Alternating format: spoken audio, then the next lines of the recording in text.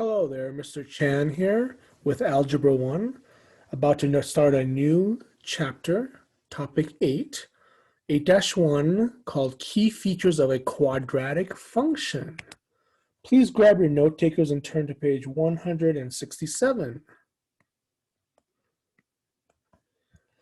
We have a little opener involving a couple of shapes we are kind of familiar with. We have, of course, on the left, a V-shaped graph. We call that, of course, the absolute value function. F of x equals to two vertical bars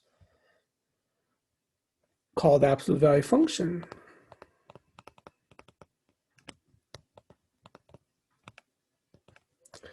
The absolute value function is based off of distance from 0 on the number line.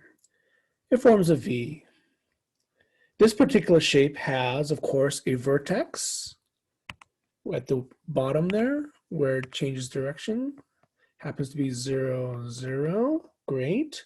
It also has a vertical dashed line called the AOS, or the axis of symmetry. Sounds familiar? Yeah. And in terms of its points for the parent graph, we usually draw 3 of them.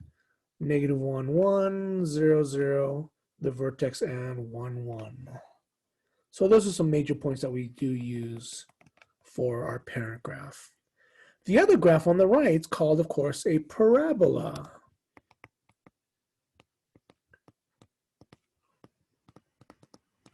It's a U-shaped graph. And the formula, of course, is f of x equals to x squared. The points through which this particular graph are that we use for the parent graph are 0, 0, 1, 1, 2, 4. Let's identify those. 0, 0, 1, 1, 2, 4. Very good. 0, 0, of course, is the vertex. 1, 1 is right there, and 2, 4. Those are the numbers we get when we plug it into x squared. And of course, we still have the axis of symmetry. Let's write this out this time. So we're looking at some key features of the quadratic. And the formula for the axis of symmetry is x equals 0, a vertical line. Very good. So let's go and compare. How, for part A, how is the graph of f of x equals to absolute value of x similar to the graph of f of x equals x squared? How are they different? Well, they both have symmetry through the axis of symmetry. They both have a vertex. 0, 0 in this case.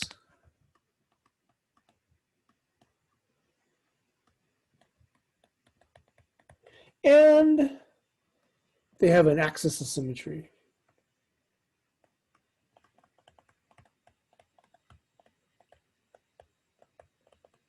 That splits the graph in half. How are they different? One is V-shaped. And the other one, of course, is U-shaped.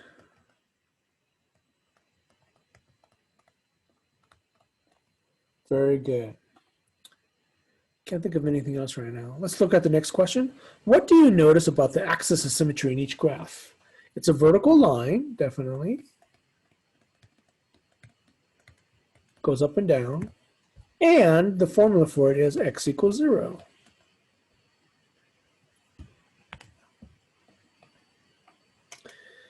Can't think of anything else. Habits of mind. Why is the graph of y equals x squared always positive?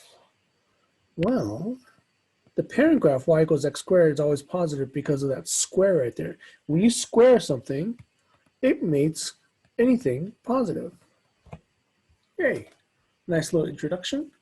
Let's go ahead and turn to the next page. Here we go.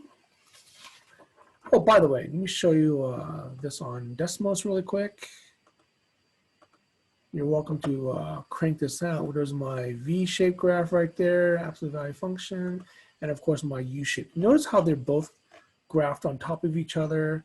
They both have the same vertex, and they both do cross through 1, 1 and negative 1, 1. Very kind of a cool way of looking at that relationship there. Back to page 2, or page 168 in this case. All right, so example 1 says, identify a quadratic parent function. When are the values of f of x positive and when are they negative? Well, we know from the graph, let's go ahead and draw that parent graph over here. It's a U-shaped graph, of course. We have some major points, and let's go through here. 1, 2, 3, 4, 1, 2, 1, 2. Dun, dun, dun. I'm going to go ahead and put in those points. 0, 0, 1, 1, 2, 4. And it's mirrored here on the left side of the axis of symmetry, negative 1, 1, and negative 2, 4. When you graph that, you get this U-shaped for the quadratic, this parabola, quadratic, x squared. Okay, so let's put in some of those key points there that we use from the T-chart. It's just good to just identify all these things, right? And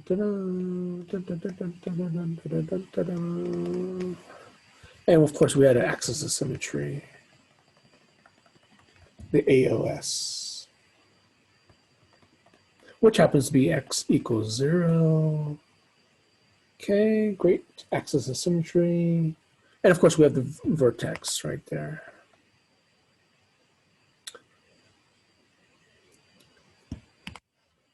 Write it out. And I better write out axis of symmetry. It's a good little reminder for everybody.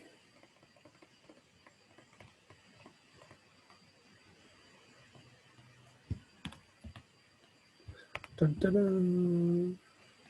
This is actually kind of a short section, but with a lot of vocabulary. Okay, very good. How do we know when the y value, the function value, are positive, and when are they negative? Well, here's the thing. The parent graph is x squared. What would make it positive or negative depends on the a value. Oh yeah, we're going back to transformations again, yeah? So what would happen if your a value is positive?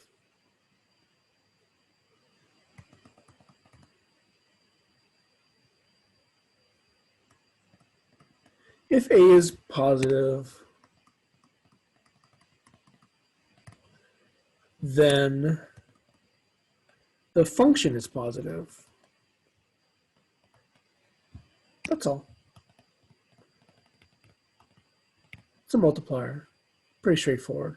Oh, when is it negative? Oh, if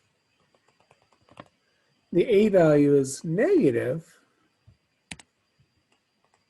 all the y values are upside down.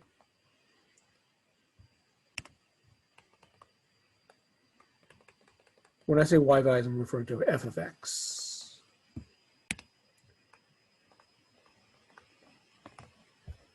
Okay, the way this particular graph changes because of the a value is right side up for positive a versus upside down for negative a. That's all. We have positive values here and negative values over here.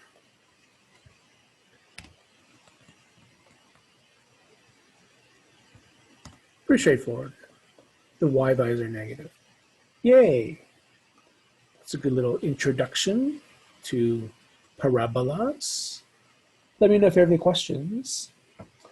Before I do example 2, I'm going to do the one from the book, if you guys can indulge me a little bit. Here we go. from the book.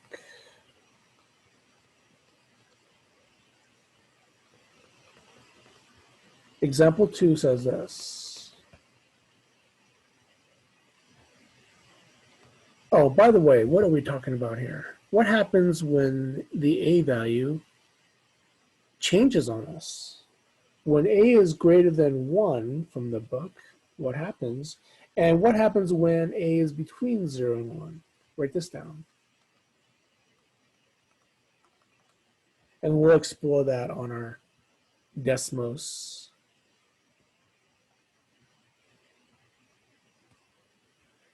What I'm going to do is set up my parent graph here that we've used now for the last few minutes. 0, 0, 1, 1, 2, 4.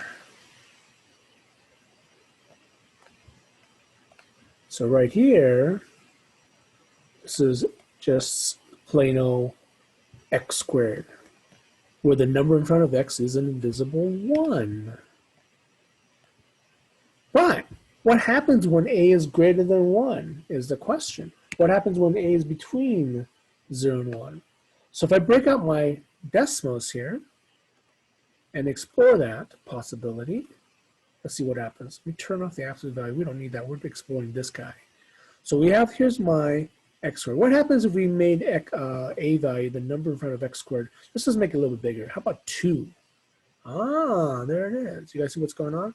I'm going to move my graph here off to the left. And if you compare like the point when x is 1, the y value goes from 1 to 2. So that 2 for a doubles the graph. It stretches it vertically forever upward, okay? Kind of hard to see sometimes. What happens if I change my a value to be between 0 and 1? Bam, it gets smushed vertically. Again, it's hard to see. I want you to kind of eyeball and take a look at the left side of my screen here. Don't look at the top, look at the left side. So originally my blue line is my parent graph. See that 1 right there? A value of 2 stretches it up to 2, but an a value of 1/2 breaks it down to a half of itself, okay? That is the relationship. And the other thing I do want to mention from earlier, what happens if it was negative? Boom, it's upside down. The y value is upside down, okay? So I'm going to show you those 3 scenarios, okay, if it's upside down. All right. I think I should mention that with example 1. I may have skipped that temporarily, so let's do that. Oh yeah, I did draw it upside down. Okay, there it is. So let's draw those 2 a value changes. Let's pick orange. When a is greater than 1, it creates a vertical stretch. So the example that we have is, what if a is 2? A is 2, those black dots get doubled up, okay? Double 0 is still 0. Double 1 is 2. Double 2 is, double 4 is 8. 5, 6, 7, 8, up to here. And I'll mirror it over here on the other side as well. So this graph is 2x squared. On the other hand, what happens if your a value is between 0 and 1, like 1/2 that we heard earlier? This is called a vertical compression. This book calls it compression. Other books sometimes call it a shrink. And this, of course, is for an example where a is 1/2. Literally, you're cutting the height of those black dots in half. So half of 0 is still 0. Half of 1 is a half. Half of 4 is 2. There it is. I'll copy it over here to mimic that. Okay, so this graph right here is 1/2 x squared. And that, ladies and gentlemen, takes care of the example 2 from the book that I wanted to use for you guys. The example 2 here talks about what would happen when a is negative, the sign. What happens if the sign is negative?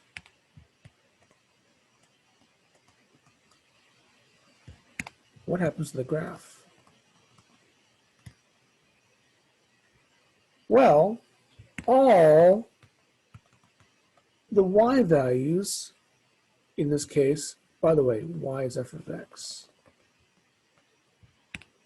All those values there, when a is negative, become negative as well.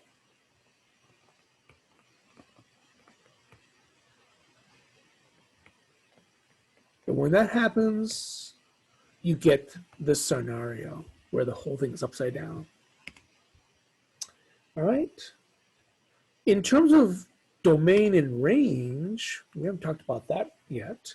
The domain are the x values. Okay, that's pretty straightforward. No matter what you put into the equation x squared, you always get an answer. So you can put in whatever you want. It's all real numbers. Okay, and it's the same for both negative and positive. However, the range, something changes. Those are the y values. It becomes the opposite. Positive becomes negative, negatives become positive. These are the y values. Keep that in mind. When you do that, it does create a vertical reflection. And I kind of repeated that from earlier, right here. Vertical, oh wait, I'm sorry. My mistake. It flips it upside down. I was thinking of something else there. Vertical reflection, woo, there it is. More characteristics of quadratics, these parabolas. All right. Number 3 talks about a graph that increases or decreases. Now what they're saying is this, our typical parent graph, a U, changes direction. They're talking about something called increasing and decreasing. Let's talk about that briefly. Think of yourself as a roller coaster.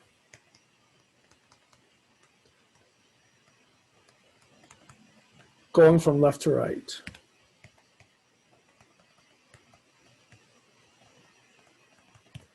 Along this graph. Going from left to right, you are either going up or down from left to right. So here, I am going downward. This is called decreasing. Now it's interesting. At some point, it changes direction and starts going upward. That's called increasing. Now for this U-shaped graph, it's typical of this until you start changing the powers, start reflecting it, whatever, and what would that do? It would move the parabola upside down. But in this case, it changes direction along the x when x is 0. Okay? It's changing in this case. So what you want to say is right here, when you are less than 0, it is decreasing. When it's greater than 0, it's increasing. But how can we make it go the opposite direction in terms of in the other direction? So what you can do for that scenario is basically, instead of y equals x squared, let's flip the whole thing upside down. Y equals negative x squared. What that does, it changes the graph and makes it upside down. So when you're going from left to right, instead of decreasing and then increasing when you change at 0 from earlier, you're actually doing the opposite now. You're now increasing. And then at 0, x equals 0, it decreases. So this is the scenario. Okay, something interesting. All right, we're going to skip habits of mind. That's not all they want. They just want to talk about how. So here, it's when a is negative. Let's point that out, right? Here, a is less than 0, negative. Will the scenario that they laid out up there in the problem itself become true?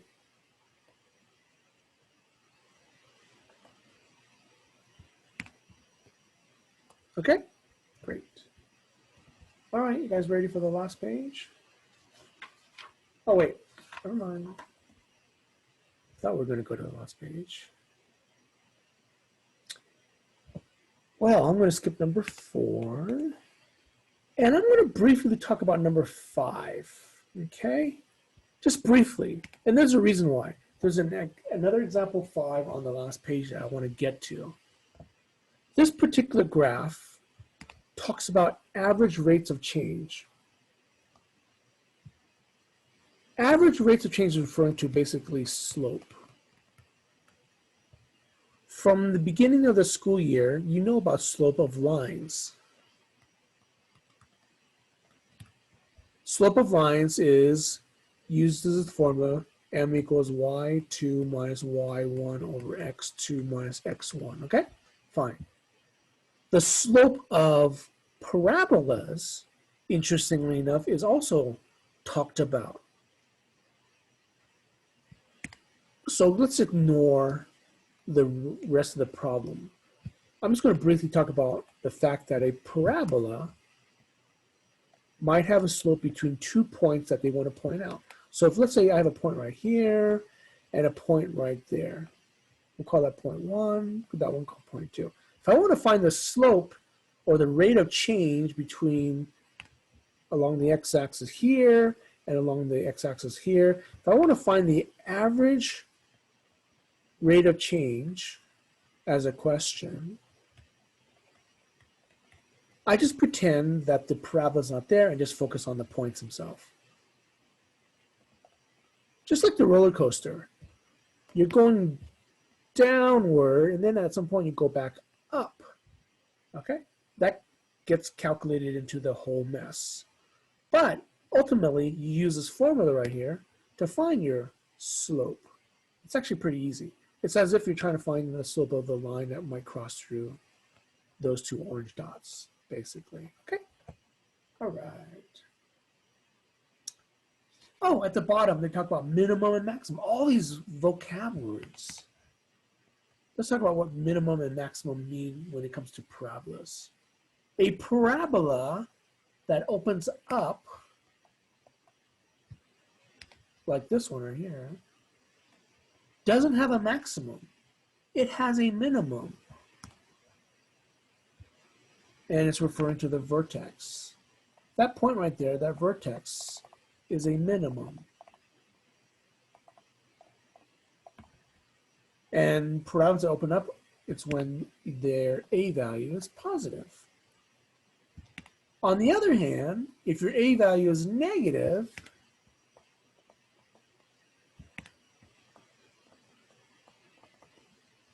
versus positive a few moments ago, then your parabola opens upside down. When it opens upside down, it has a maximum value at the top, the vertex. Doesn't get any higher than that. It doesn't have a minimum, it only has a maximum. So parabolas only have one of those 2 scenarios, okay? All right, let's get to the last page and look at more characteristics. Here we go. How are we done? Not too bad. So 5, 6, 7, 8 concentrates on the a value.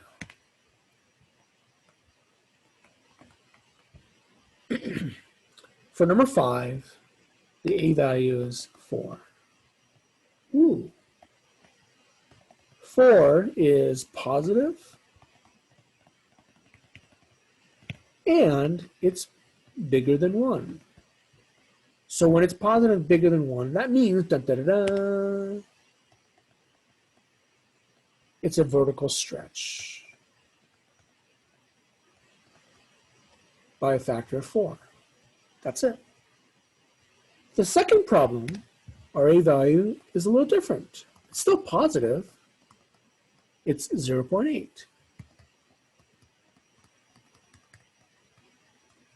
But 0.8 is between 0 and 1. It's almost like 80%, isn't it? Think of it that way. Think of 0.8 as 80%. 80% of the original means it gets smaller. So this is a vertical shrink or compression. That's how the A value affects it. Okay. Third one, or number 7. Ooh, our A value is negative and it's bigger than 1. So it's negative, but it's bigger than 1.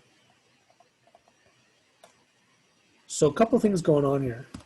They are, it's vertically reflected and stretched. Okay, it's upside down, but it's stretched. Last one. I'm sorry, in this grouping. A value is negative 0.4. It's negative again, like number 7. But it's between, if you just ignore the negative sign, it's between 0 and 1, which means it's going to be shrunk. So it's not only vertically reflected, it's upside down, but it's compressed. Okay, or shrunk. So maybe we should draw some scenarios here. This is a stretch.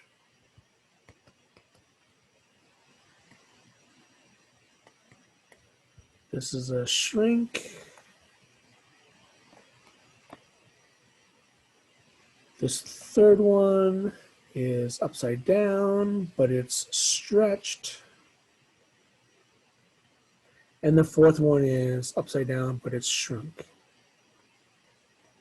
There it is, not bad. Any questions? Number 9 is kind of interesting. Given the function f of x equals 2.5x squared plus 3, fine, we graphed it. Find the average rate of change over the interval between 0 and 4. They've already kind of focused us on that particular interval. Okay, this is trying to find the average rate of change between 0 and 4. Basically, we want to find the slope. It's not easy. Slope is m equals y2 minus y1 over x2 minus x1. Let's go ahead and look at the points that give us. Very nice. I will call this x1, y1, x2, y2, and just plug the numbers in. Pretty easy. Y value of 0.2 is 43, minus the y value of 0.1 is 3, over x value of 0.2 is 4, minus 0. This is 40 over 4, this equals positive 10. So let's rise 10 over 1, right up 10 over 1 kind of a thing, okay? That's all it is. Well, thank you very much, everybody. We just made it to 30 minutes. Yay. Let me know if you have any questions. Thank you very much. Have a good day. Bye-bye.